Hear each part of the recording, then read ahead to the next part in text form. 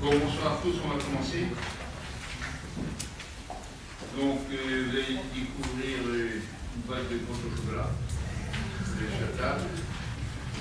C'est un peu avec retard où on avance pour les époques.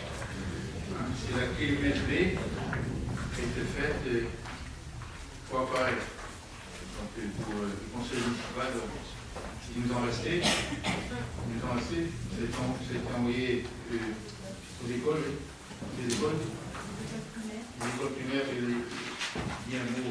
Voilà, donc cette clé USB, c'est dessus, vous allez voir un petit film qui a été réalisé par Céline, notre chargée de communication, et stagiaire Géraldine Lenglet.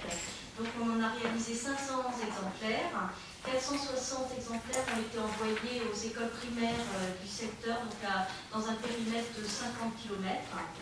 Donc voilà, il pas les écoles primaires, directement. Non, donc c'est pour donner envie aux instituteurs de venir avec leur classe, de venir à la part. Voilà. Et la presse et tous les conseillers en ont un exemplaire ce soir. Donc, voilà. Merci. Bon, on commence désignation du secrétaire de séance. Alors, vu la séance spécifique dédiée au budget, vu la séance spécifique dédiée au budget, Christophe, secrétaire de séance. Validation du procès verbal de la séance du 21 février. Observation. Oui. Concernant les graphiques, on ne voit pas tellement l'utilité de joindre ça au PV. Ceci dit, est-ce qu'ils seront en couleur pour les lycéens? Les graphiques sont. Ah oui. Parce qu'en noir et blanc, ça ne peut pas être. On va mettre tout dans le lycéen. C'est pas prévu que tout va dans le lycéen, sinon ça va prendre. Non, mais c'est affiché le procès verbal. Comment? Le procès verbal. Oui, on a là. Les lycéens peuvent le consulter. Ah oui, aussi. Ah oui, aussi. Il a affiché aux habitudes. Oui, j'espère.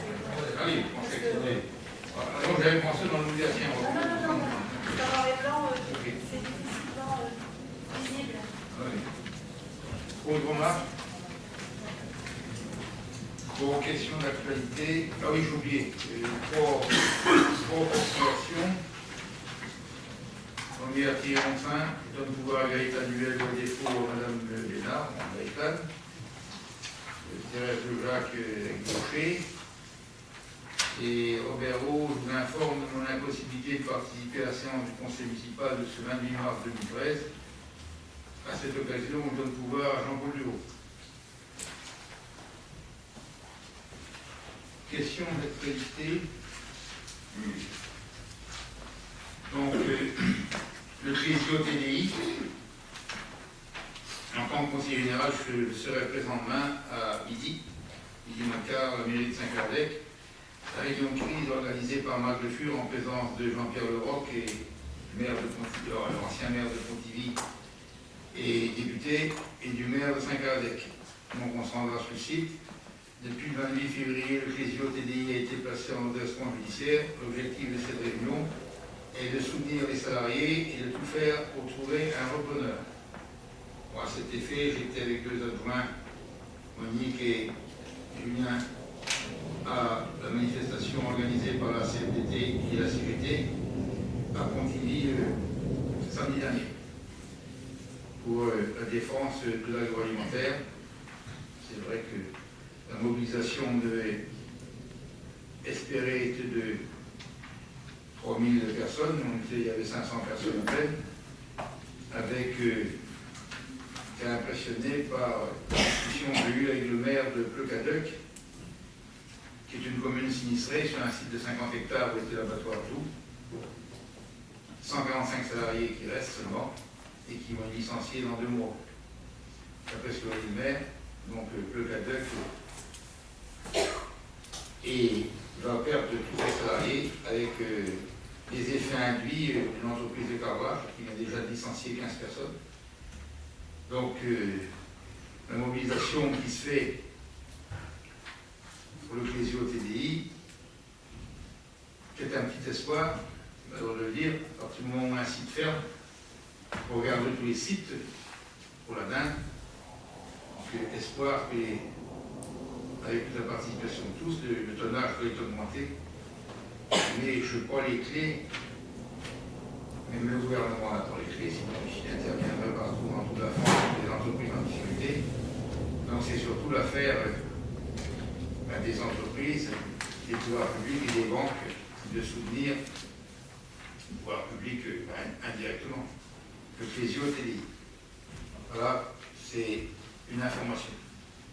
Transfert du deuxième point. Il n'y a que 3 points, parce que juste vu la longueur peut-être du conseil municipal. Transfert du siège du comité de Bretagne cyclisme. Annoncé lors de la pose de la première pierre du Palais des Sports, c'est désormais effectif. Le siège du comité régional de cyclisme va être transféré à Nouillac. Le vote a eu lieu lors de l'Assemblée générale du comité de Bretagne le 16 mars dernier. Nous aurons le plaisir de recevoir à Nouillac l'Assemblée générale extraordinaire le 19 avril. C'est-à-dire que le bureau de l'exécutif a choisi Nouillac. Il faut que l'Assemblée générale entérine la décision à la réunion du 17 avril qui permettra de valider définitivement ce beau projet construit par la sidérale sous forme d'un loyer bail, convention bail, fourni par donc la sidérale construit avec un loyer payé par le comité régional sur une certaine période, comme ça s'est fait, ça se fait pour la maison médicale, comme ça se fait pour plusieurs opérations pour porter le projet. Donc la commune a fourni le terrain gratuitement. C'était pratiquement une condition, vu qu'il y avait une compétition avec le Pays de l'Orient, une compétition avec Saint-Brieuc. On a été les meilleurs du fait de la proposition municipale d'offrir le terrain sur le terrain ça ne coûte pas très cher effectivement, mais sur le terrain du Palais des Sports, où il y aura une certaine osmose d'utilisation d'abord des parkings et des réseaux qui pourront faire sur ce terrain-là. Plus tard, si un vélodrome est construit. Mais je ne vais pas m'engager pour le vélodrome, je ne vais pas faire un effet d'annonce.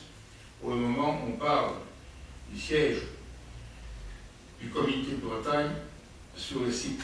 Donc, symbole fort de la centralité que représente Nouillac à l'échelle de la Bretagne, reconnaissant du pays de Nouillac comme terre de vélo, nous pouvons être fiers, avec la sidérale, d'avoir réussi à faire venir un tel organisme à Nouillac.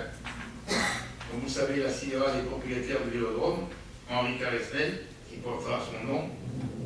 Ce vélodrome étant plus au nord, la sidérale envisage à l'avenir la construction d'un nouveau vélodrome auprès du même siège, donc sur le même terrain. Et dernier point, remise des vitraux Jeanne Manivelle. Demain, 29 mars, à 18h, salle Manivelle, je reçois avec des membres de l'association Mémoire du Pays de Nouillac, Madame Guiscor, artiste verrier, qui fait don à la commune de 2 vitraux réalisés sur les croquis de Jeanne Manivelle. 18h, le conseil municipal est invité. Et pour finir, je lui propose une motion, je vous donne l'esprit de la motion sur le jumelage. Dommage que Robert soit pas là. L'année 2013 marque le 50e anniversaire du traité de l'Élysée signé le 20 janvier 1953 par le chancelier Conrad Adenauer et le président de la République Charles de Gaulle. Ce traité a scellé la réconciliation de la France et l'Allemagne et a donné un réel élan au rapprochement des 2 pays. Le travail de réconciliation entre nos 2 pays est à présent achevé depuis de nombreuses années. Le couple franco-allemand est désormais un axe essentiel de la construction européenne. Aujourd'hui, 50 années après la signature du traité de l'Élysée, plus de 2200 jumelages entre la France et l'Allemagne donnent un sens concret à l'amitié franco-allemande et contribuent activement à la réalisation de l'Europe des citoyens. Dans le contexte économique et financier difficile que nous connaissons, en Europe, le 50e anniversaire du traité de l'Élysée, qui va être célébré, constitue également une opportunité de réflexion pour préparer ou continuer ici, en ce qui concerne Nouillac, ensemble l'avenir de la relation et des jumelages franco-allemands. Cette année, on va aller avec une délégation des élus pour le... Oui, c'est le 30e anniversaire. C'est le 30e anniversaire, 1983. Le 19 mai, 30e anniversaire de... C'est le 19 mai 9 mai. Le 30e anniversaire d'après l'acte de jumelage qui marque le jumelage entre Nouillac et Lulignan. Et dernière information, vous la donne maintenant, je ne vais pas oublier, les prochains conseils municipaux auront lieu le jeudi 23 mai 2013 et le jeudi 4 juillet 2013. Voilà en ce qui concerne. Question d'actualité. Je prends la suite. Décision prise en vertu de l'article L 2122 du Code général des collectivités territoriales, compte rendu. Chaque conseil, je vous l'ai dit, aujourd'hui. Donc, je les pas, c'est toujours la même chose. Donc, rapport de délibération, page 2, du principe de délégation du service public camping. Je vous informe que l'article 1411.4 du Code général des collectivités territoriales prévoit que pour se prononcer sur le principe de toute délégation de service public, les assemblées délibérantes statuent au vu d'un rapport présentant les caractéristiques des prestations que doit assurer le futur délégataire. Au titre des caractéristiques principales figurent notamment les modes de gestion envisageables et la justification de celui retenu, les moyens techniques, financiers et humains à mettre en œuvre et la durée de délégation dont on a parlé au dernier conseil. Conformément à l'article L 1413, la commission consultative des services publics locaux a été consultée pour avis le 4 mars. Conformément à l'article 33 de la loi numéro 84-53 de janvier 84, le CTP a été consulté le 14 mars afin de rendre un avis préalable. Le conseil municipal est invité à se prononcer sur le principe de la délégation au vu du rapport précédent, ainsi qu'à autoriser, piège numéro 2, à m'autoriser à engager toute acte de procédure nécessaire à la réalisation de l'opération, et notamment négocier librement les offres présentées, conformément à l'article L 1411.5 du Code général des collectivités territoriales. Je pense que ça, on avait tout expliqué la dernière fois. Pour la délégation, je pense qu'il n'y a pas de question. Réforme des rythmes scolaires, demande de report de l'application du dispositif. Je vous expose que dans le cadre de la refondation de l'école souhaitée par le ministre de l'Éducation nationale Vincent Payon, le décret déposé par le gouvernement prévoit la mise en place d'une semaine scolaire, selon lui, c'est pas mis dans le rapport, mais selon lui, vu la polémique que ça entraîne et les divisions de toutes les tendances, selon lui, d'une semaine scolaire plus équilibrée et une journée d'enseignement allégée. Il est envisagé 24 heures d'enseignement hebdomadaire sur 4 jours et demi, avec une durée maximale de 5h30 de journée d'enseignement. La demi-journée supplémentaire d'école est fixée le mercredi matin, mais que par dérogation est accordée le samedi matin. Bien que le gouvernement propose d'allouer une compensation financière aux villes qui mettront en place cette réforme dès septembre 2013, soit 50 € par élève, sur notre commune, cette dernière ne portera que sur une année. C'est ce qu'on dit. J'ai entendu dire qu'il pourrait avoir la position pour l'année prochaine. Pour le moment, c'est l'information qu'on a. Le coût de cette réforme sera donc supporté in fine par les collectivités et se traduira soit par une augmentation de la fiscalité, soit par une absorption des dépenses de leur capacité actuelle. Une première étude, si on la mettait en place en 2013, fait que sur un coût d'environ 150 000 € pour la commune.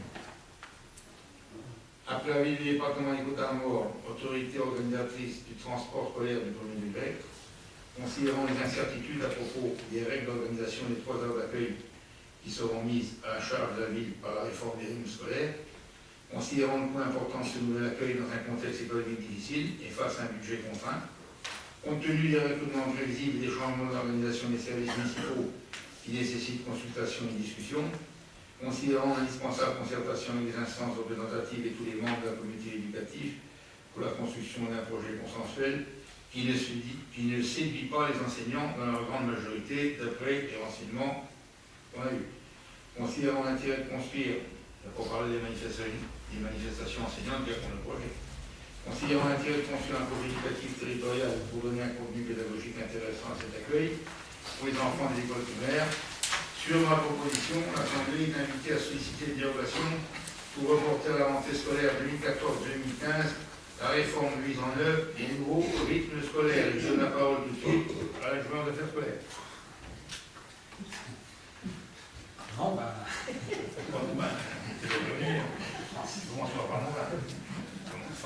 Si on demande la dérogation, c'est qu'on estime qu'on a le souci aussi de bien réussir la réforme.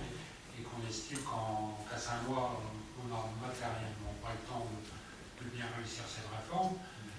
Alors ça va être très très difficile de mettre tout le monde d'accord, aussi bien les écoles élémentaires que maternelles, les écoles publiques et privées. Donc on va se donner un calendrier de travail avec une trame. Et je suppose que ça va générer pas mal de réunions. Comme on l'avait dit au dernier conseil, la commission scolaire sera invitée, enfin toute la communauté éducative sera invitée, bien sûr, en espérant mettre tout le monde d'accord et qu'on puisse écrire un projet éducatif territorial. Voilà. Je n'ai pas grand-chose de plus à dire, sauf que peut-être tous les enseignants de l'UDA ne sont pas d'accord. Aujourd'hui, à Prévert, sur 7 enseignants, il y en avait 5 en grève. Pour la réforme. Entre la réforme. À la rentrée. Pour la réforme en général. Donc, il va falloir se mettre autour d'une table et ça va être dur de mettre tout le monde d'accord. Pour cette année. Pour cette année.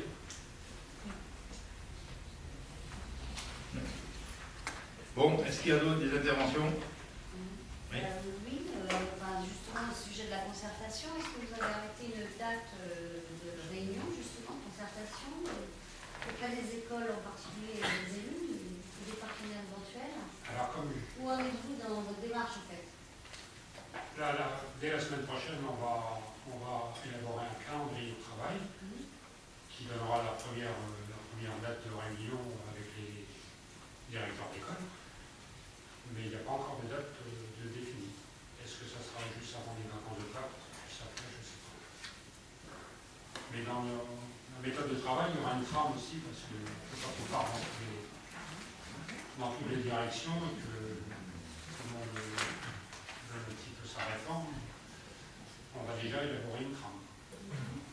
Ici, est-ce que ça sera le mercredi matin qu'on travaillera? Est-ce que ça sera le samedi matin? Est-ce que la réforme va au placard au ministre? Donc cette trame-là, vous allez d'abord la mettre en place avant de consulter. Voilà, et on Par va... rapport au travail du samedi matin ou du mercredi matin. On va la proposer aux écoles. C'est pas préférable de faire l'inverse. Non, parce que c'est quand même la mairie qui décide ce qu'elle a envie de faire. Plus ou Dans moins. sa concertation, c'est peut-être Mais bon, on en a quand même discuté dans tous les conseils d'école. Il n'y a pas une école qui est d'accord avec eux. Il va falloir trancher certainement.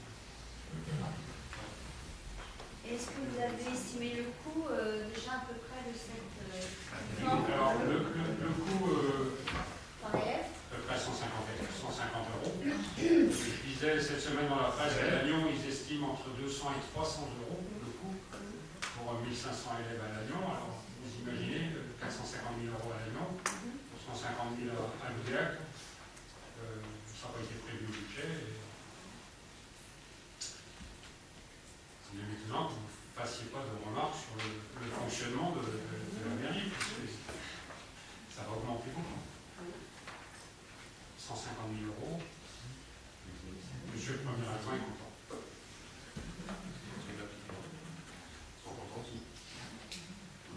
C'est l'augmentation générale des impôts décidée par le gouvernement, en direct. C'est un petit peu cavalier. Malgré les 60 promesses pour les augmenter. C'est un petit peu cavalier d'imposer une réforme sans la financer. Laisser le financement aux communes. Il y en a beaucoup comme ça, des réformes qui sont imposées sans les C'est pas la financer. seule. C'est pas la seule. En tout cas, vous allez devoir appliquer la loi en 2014. C'est pareil, ça se travaille, ça se prépare effectivement, mais je veux dire, le centre de loisirs, vous avez été capable de le prendre en 2 mois. Je pense que la réforme des rythmes scolaires, vous êtes en capacité aussi, je pense, de le faire, de faire ça au mois de septembre 2013. C'est une volonté politique, je pense. Non, mais on s'aperçoit quand même qu'il y a des municipalités socialistes comme Lille, comme Lyon, qui normalement devraient avoir la volonté politique et qui ne s'engagent pas du tout C'est là-dedans. certainement beaucoup plus difficile pour une ville que Lyon. Certainement pas. De mettre en place la réforme des rythmes scolaires que l'UDEAC. C'est pas 1500 enfants Une ville comme Lyon a quand même plus de moyens qu'une ville comme Montréal.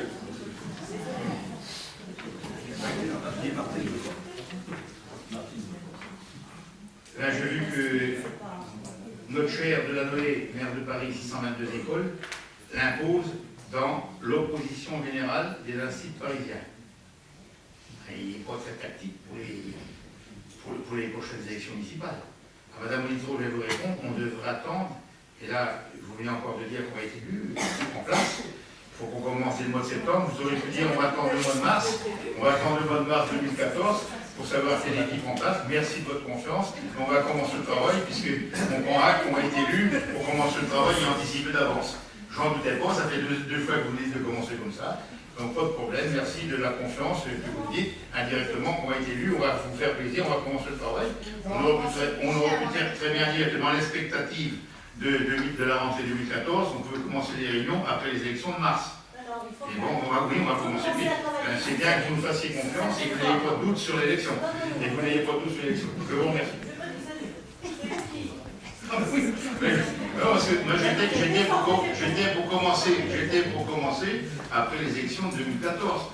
Parce que je n'ai jamais été pour des réunions qui n'ont pas leur pleine application. Donc on peut toujours parler avant, mettre en place, etc. Et en plus, il y a plein d'expectatives.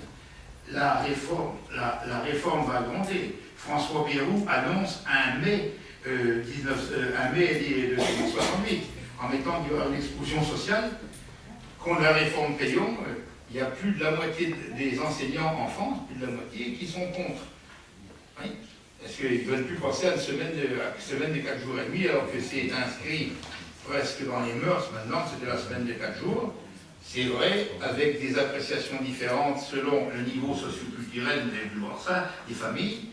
Certaines familles d'un milieu socio-culturel aisé sont pour la semaine de 4 jours. Ça leur permet de partir au ski, ça leur permet de partir dans leur résidence secondaire le week-end. Et les familles par contre monoparentales, il n'y a qu'un parent qui a les enfants et souhaite que l'école offre des plages horaires plus importantes pour mettre des enfants. Donc les milieux socioculturels s'opposent. J'espère que vous avez fait une analyse in fine de la situation sociologique de cette réforme avant votre intervention. Voilà ce que je vous dis. Donc on va commencer, je ne vais pas me répéter, comme l'a dit Julien, les réunions de concertation, mais je n'ai pas beaucoup d'espoir que la réforme va vraiment s'appliquer. Parce que je sais que ça va être des motifs d'opposition des enseignants qui sont la principale clientèle électorale du gouvernement. Donc là, ils vont affronter, après toutes les réformes sociétales, une réplique d'eux. On peut toujours faire des réunions, et passer du temps avec les services sans qu'on s'assure que cette réforme ne va pas être abandonnée.